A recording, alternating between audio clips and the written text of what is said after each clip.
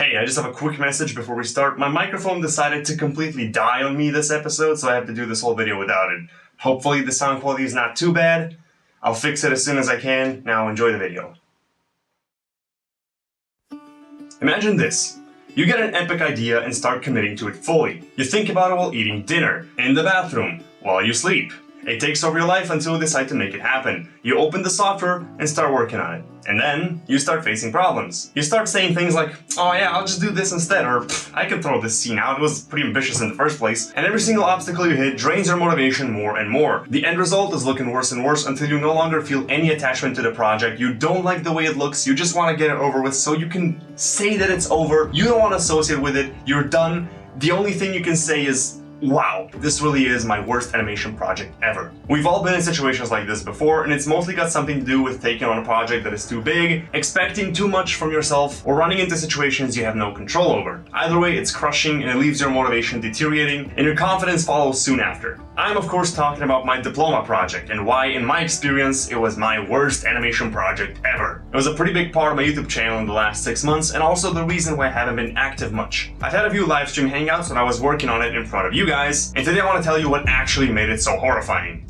The project, believe it or not, started over a year and a half ago in a Discord call with Livecraft and Duskstar, two of my close online friends. We're starting an animation team / company called Regno Studios, and our broader vision is creating entertaining content for our audience and building an immersive world while giving individual animators an opportunity to have their work and stories shown. So we're chilling in call, and as always, we start talking about the most random and stupid things, and we came across this idea of a businessman in the office being all grumpy and like, oh, everything's going wrong, you know, he's so hating his existence, and at some point he just starts fighting the furniture. He has to fight his way till the end of the shift. It's a literal battle in the office. We call it Mondays since people that are unhappy with their working positions usually see them as a threat, and we love the idea. And in fact, we loved it so much we immediately start working on the storyboard, throwing around ideas, writing a detailed script and everything to get it all done and dusted by the time we're actually familiar with more advanced 3D softwares to work on it. Now, fast forward a year later, and on college we got an animation project assigned to us that had to be at least 1 minute long, be in full HD resolution, and have at least 24 frames per second. I had no idea what to do, so I decided to pick up the Monday script we worked on with Regno. I knew I had to step up my game, so I bought a substance course for 3D material design that I actually bought with my YouTube money, which has accumulated over the past few months, and I even made a community post thanking everybody for making it happen. Thank you, by the way. I still appreciate it. I still use the knowledge today. It was a really good investment.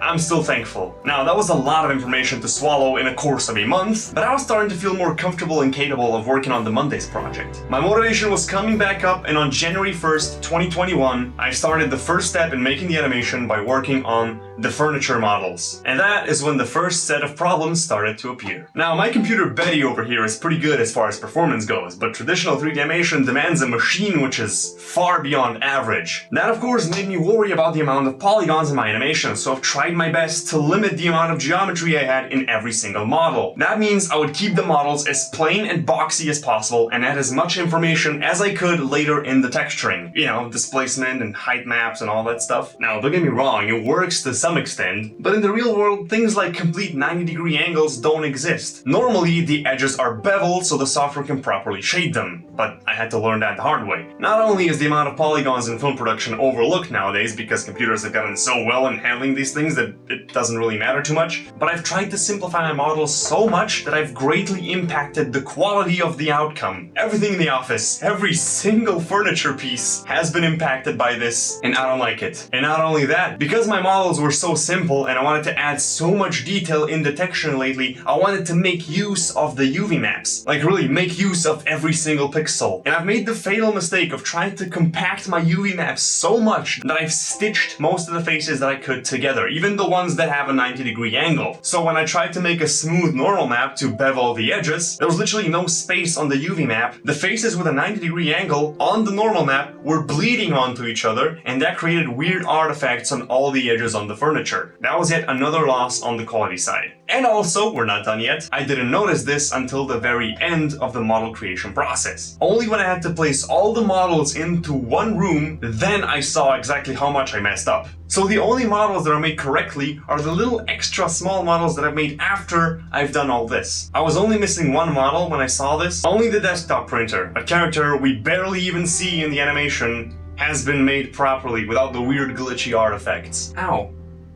I just hit the lamp. The diploma assignment gave me a pretty tight deadline, so going back and fixing all those things is out of the picture. Therefore, my office had to stay this way, and it was definitely something that took away a lot of the motivation that I had for this project. But the problems don't end there. Oh no. I still needed my businessman. And as someone that has never made a human model before in my life, I thought it was a great idea to start working on one now.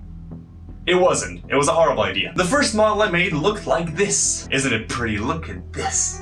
Perfection. It was originally meant to be faceless, like the Slender Man, to save me some work on the rigging and animation on the face. But even so, the lack of experience when it comes to modeling a human body made it completely impossible for me to make something functional. So this thing even got textures and was used to animate the first 2 scenes in the animation. However, in scene 2 I realized exactly how broken it is, as the jacket was glitching through the body and it was completely broken and useless, and I had to throw it away. I was already off schedule and I had to animate at least 1 animation scene per day if I wanted to stay on track, which is absurd. 1 scene per day is doable, but I had to live my life, pay the bills, work on projects, and finish college, and taking a day off for my diploma project would literally double the amount of work that I had to do the next day. One word: stress. This was a huge setback in my motivation and enthusiasm, and to make it all worse, I even tried to remake the human model, which was arguably worse than the first one. We considered paying someone to do it because it is doable, but I managed to find a free modeled, textured, and rigged character, which ended up being my protagonist. It wasn't the best and it had some quirks, but it was more than enough I needed to save my frickin' ass with the diploma deadline. I put the model into the first scene and realized the problems aren't over yet. This model was made by someone who obviously has far more experience in Maya than I do, and it was using some weird mechanics. Each joint on the skeleton has 10 different attributes you can assign keyframes to: position X, Y, and Z, rotation X, Y, and Z, scale X, Y, and Z, and visibility.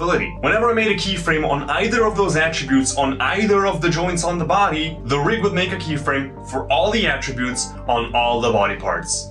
Oh my god. If I moved the pinky finger, I now had a keyframe on all the body parts, every single one. That of course locked the character into space. This is how it is, this is your keyframe now. And even if I tried to move that keyframe later, to add overlapping action, the rig would still think there's a keyframe there and it would just have a weird spasm every time. That means I had to create the entire animation, frame by frame, without using overlapping action. As an animator, my biggest strong point became highly handicapped, and I knew at that point that my diploma project will be nothing like I imagined it to. My name will be written on a project which is barely presentable, and all the time that I've spent working on this will turn into shame.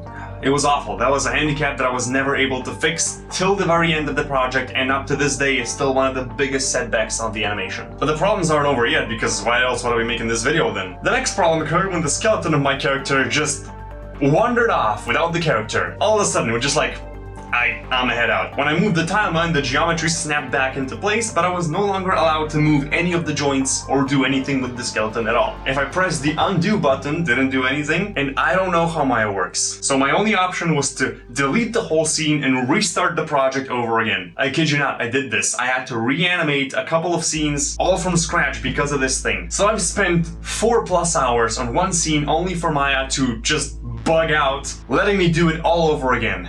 Restarting the project didn't work, so I started saving the project every 5 minutes under a different name, so in case one of them gets corrupted, I can just go back onto the previous one, and that's how I did it till the very end of the video. I managed to fix this bug a few weeks later, but at that point my motivation for the project was gone. I no longer wanted to work on it, the production was hell, I was done with this. Help me. I have grown a strong dislike against Autodesk Maya, and I wanted to finish it as soon as possible. I just wanted to get it over with. Fast forward through all the small glitches, inconvenient shortcuts, broken particle systems, the broken character rig, real-life project interfering, and so forth. I've been working intensely on the project for every day over the course of 4 months, and now I hated every second of it, and I decided to take a break. There's an option in our country to extend the college year so you can work on your diploma in peace, and doing that would give me enough time to have a mental health reset and still be able to catch a deadline. I've spent the next month promoting my filmmaking and photography services. I even got some actual good projects in the meanwhile and worked on YouTube stuff, until we had a meeting with the professor who told us that even if you extend your year, you still need to have your project done and dusted on the same deadline. Oh boy. The pressure was back and it was higher than ever. Every day, non-stop grind, heart pounding, time running out, problems piling, morale as low as it can possibly be. The bar was so low it was practically a tripping hazard in hell. Yet here you are, limbo dancing with the devil. I finished the final 2 scenes on a YouTube livestream with nearly 2 weeks left for all the post-production and stuff, and I was finally done. Freedom at last. Or at least that's what I thought. Because Mondays was a Regno project, Livecraft offered to pay for the rendering service for the animation. Because he wanted to contribute and I was the one who made everything else by myself. And that honestly sounded pretty great. There's no way my computer would be able to render all this stuff by itself. But the render farm turned out to be a really interesting situation. Let me remind you, this was my first proper animation project, which wasn't Minimator related. So naturally I've messed up quite a few things. The texture and the reference files were imported on absolute strings, not relative ones. Meaning the project only works on my computer and my file structure and not anybody else's, and none of the particle simulations were properly cached, which posed a lot of problems for the rendering service. Some scenes were completely fine, but the main character is moving on 15 frames per second instead of 30 for some reason. But other scenes just crashed, or completely deformed the character. I decided to contact support and just skip these scenes for now, but the amount of broken scenes became more and more frequent. So I was spending life's money on broken renders and I felt really bad about spending his money. Time was running out and the customer service was replying like once every 6 hours or so. I understand there's lots of people using the service and they can't be there for everybody 24/7, but I only had about a week left and I still needed to render the whole thing, composite the depth of field, add all of the sound effects, and send it over to a freelancer to compose the music for it, and they still needed the time to work on it. I need their response now. I don't think I've ever been this nervous about anything else before, because failing the diploma would mean that I have to pay 1,000 euros for another college year. I would also have to pay back all the scholarship that I earned that year, plus I would lose my student status, meaning I can't work via the student license, which means it's more difficult to get a job, plus I need to pay more taxes while I'm already struggling to pay the bills as it is now. Help me, I'm broke. It was nerve-wracking and I couldn't do anything else but wait for the reply. After a few days of this, I called my professor in panic and I said, look, I'm not gonna be able to do this. I'm giving up. He gave me some motivational pep talk. He said, look, you're my student. You're not gonna fail this. We're gonna fix this, you hear me? So I put the project on a USB drive and drove off to his house the very next day. Now, his computer is pretty good. He's been in the industry for several decades and he knows what he's talking about. So finally, I had a relief off my shoulders and I was finally saved, or at least that's what I thought. The problems don't just end there, because why make it easy when you can complicate stuff? The project was buggy for him as well, and there was a lot of optimization needed from my end to get it working on his computer. One of those things is being manually locating every single texture for every single scene, as well as a bunch of other stuff. He also wanted to render the animation in 3ds Max instead of Maya, because 3ds Max, for some reason, renders faster, even though it's the same render engine. I don't get it either. That would change a few things in my animation, but at this point, I didn't even care anymore. Just get it over with. Stop. I was emotionally dead. We had so many problems trying to transfer everything else through FBX files and animation baking. We were hitting dead ends again and again, and it was stressful. I knew we were gonna fix it somehow, but it was stressful because it was so complicated, and I went through all this before. We finally got it working though, but the constraints which I used to animate the parenting and all the particles and stuff, those didn't work. New plan, I'll do some big brain masking. I'll only render the bits of animation which has the constraints and the particles through all the reflections and lights and all that stuff, and I'll composite that later on onto the animation in After Effects. We can fix this, it's fine. New problem. 3ds Max does not support Maya's bending and twisting deformers that I used to make the animation process simpler. Instead of adding joints into the furniture, I just used the bend deformer, which is meant to be a modeling tool, but I used it for animation because it works. New plan. We render the whole thing in Maya with the slow render time and let our computers run 24/7. We optimized the project as much as possible, and we each rendered out individual scenes for the project. We even managed to get a version of Maya onto Live's computer so he could help with the rendering. And that was a full week when my computer was rendering 3D scenes, no rest, no breaks. The fans were going crazy, working all the time. I didn't sleep. I set up alarms every 2 hours, only to check the render, start the next one, and go back to sleep for a few hours. That was my cycle day by day, and even took the computer to the capital with me so I can continue the rendering at home while I was doing my responsibilities, going back home, start render, going back out. I barely got any sleep, and I felt emotionally and physically drained But after a week, it was finally done. I waited for Live to send me his renders, I picked up the renders from my professor, and I grinded all the sound effects within a day, and I ended up adding royalty-free music instead of the freelancer one. There was no time for a compositor, I barely caught the deadline, and after 6 full and stressful months, it was finally done, and I can finally get some rest.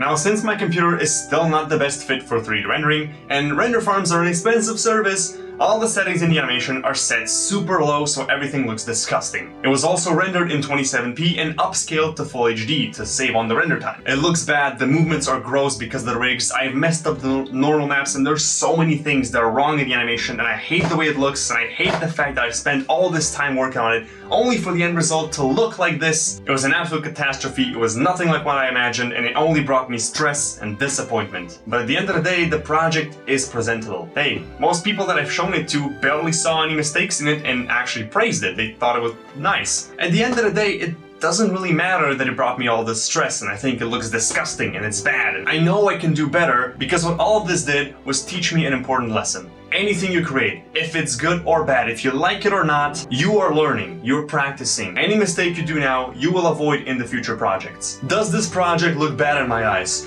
Oh yeah. Do I hate the end result? 100%. But now I know how to properly stitch UV maps to avoid artifacts. Or that I don't need to be so careful when it comes to polygon count. Or that I hate the way the Maya is organized and softwares like Blender are more user-friendly. I've learned a lot about the process, and because it was such a pain to experience all of these issues, it will definitely stick with me, and I probably won't make these mistakes again. It was an awful experience, but it'll definitely help creating less of them in the future. I've learned that you should only compare yourself to your past self, and that good look and stuff do not go well with deadlines. They don't. This project in particular might be total rubbish, but it's necessary rubbish to help me create less rubbish. And teach me to be better at a craft that I love and elevate my skills to be one step closer to the artist that I strive to become. So after all this hardship, I invite you into the top link in the description to take a look at my worst animation project ever.